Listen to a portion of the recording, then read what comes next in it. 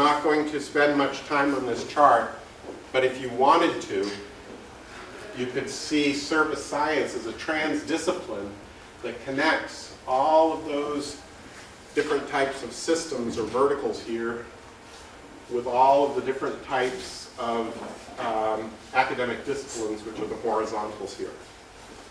And I can give you a paper that describes this in more detail. But now I'd like to come to what I really want to talk to you about today. And I hope, I know I'm speaking to you in English. I wish I could speak to you in Italian. I'll try to go slowly, but I want to really emphasize why service science. Looks a little bit like the slide has expanded this, but that's okay. Oh, sorry. Okay.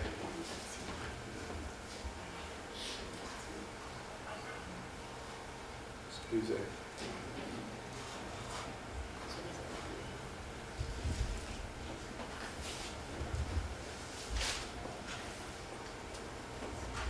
It's still chopping. It's okay. The text expanded, so there's more text down below, but that's okay. That's okay. Yeah. So, why service science? The first answer is because there's so much service growth in the economy. In the United States, over 70 to 80% of our GDP and our jobs are in the service sector.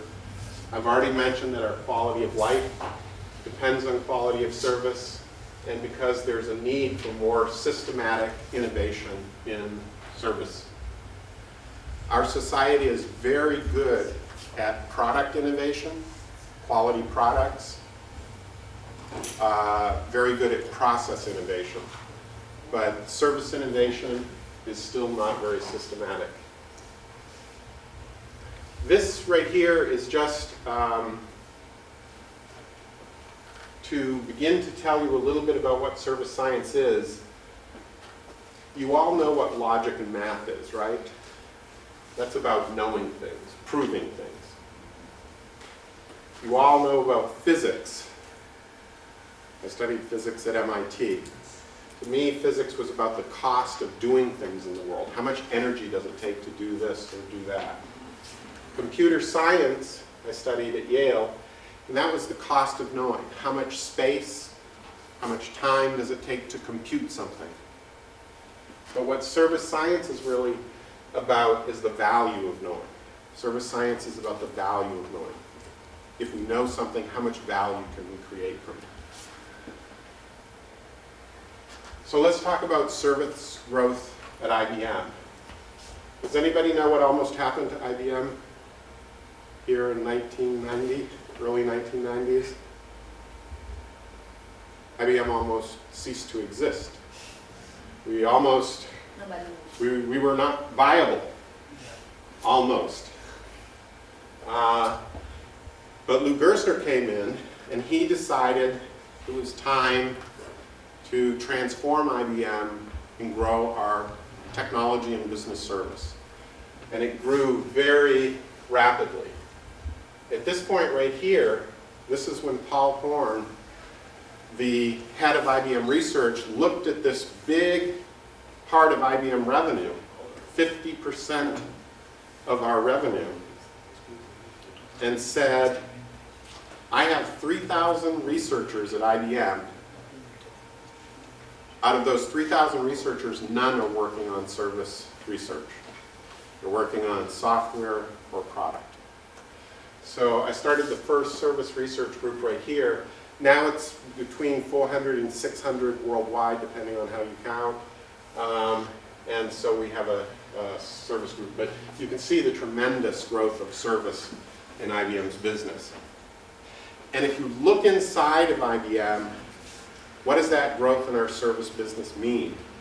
It means we have 10% of IBMers are consultants, 10% in sales, helping to sell those service projects, 5% are project managers, 5% are architects, 45% are specialists, technology specialists or industry specialists, people who know about energy or retail. So it's not just people who know about database and web commerce.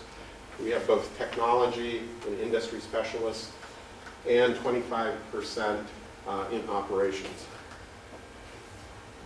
How many people work in manufacturing and IBM?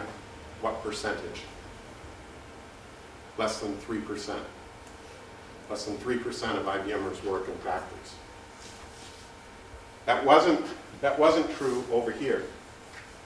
Much, much higher percentage. But today, this is the structure of our jobs. So when we talk about service science and IBM, a lot of it is about this new kind of person that we want to hire at IBM, who knows about service projects, knows how to communicate with many academic disciplines and is deep in at least one, and knows about many systems and is deep in at least one. Again, remember this picture here. So many systems, many disciplines. When we hire somebody at IBM, we want them to have good communication skills across all the disciplines and all the systems, but be deep in at least one. And this is what we call a T-shaped person. Broad, but deep.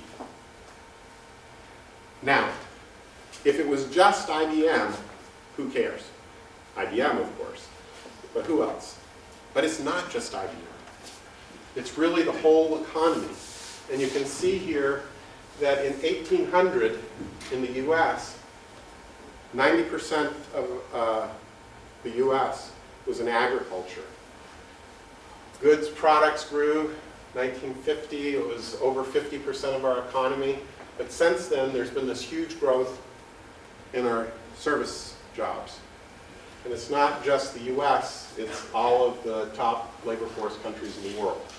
So it's not just a growth of service business at IBM, it's a growth of the service sector in all of the developed countries of the world, including many of the developing countries. So, remember what I was telling you about IBMers looking for people who are broad and deep?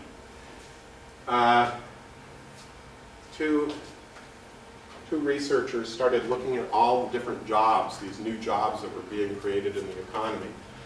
And what they found out was there's increasing need for expert thinking and complex communication. Expert thinking is the deep part, complex communication is the broad part. Jobs that require routine manual or routine cognitive skills, they're going away.